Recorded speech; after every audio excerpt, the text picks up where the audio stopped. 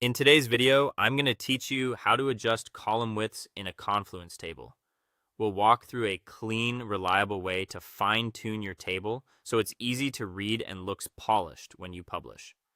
Start by opening the Confluence page that contains the table you want to adjust. Give the page a moment to load fully so all formatting appears correctly. It's also a good idea to confirm you have permission to edit the page. Without edit access, the options you need won't be available. Next, click Edit at the top of the page to enter the editor. This switches you into the mode where changes can be made. Once you're in edit mode, click anywhere inside the table you want to adjust.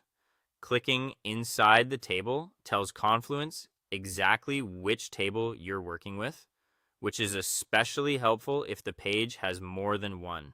You should see the table highlight and a small toolbar appear, indicating it's ready for changes. Now, move your cursor to the border between two columns. This is the vertical line that separates one column from the next. Hover until your cursor changes to a horizontal resize indicator, or you see a handle appear. That visual change confirms you're on the correct edge and can safely resize without shifting the entire table. Click and drag the border left or right to change the column width. As you drag, watch the content in the cells. If text starts to wrap too tightly or important values are cut off, ease the border back until everything is readable. Wider columns are helpful for longer text like descriptions, while narrower columns suit short labels or numbers.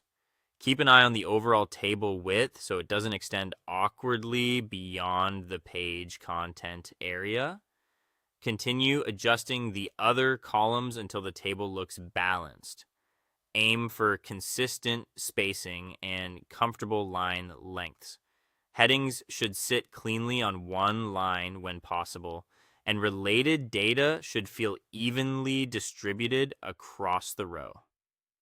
A balanced table makes scanning faster and reduces the need for horizontal scrolling, especially for viewers on smaller screens. When you're satisfied, publish the page to lock in your changes.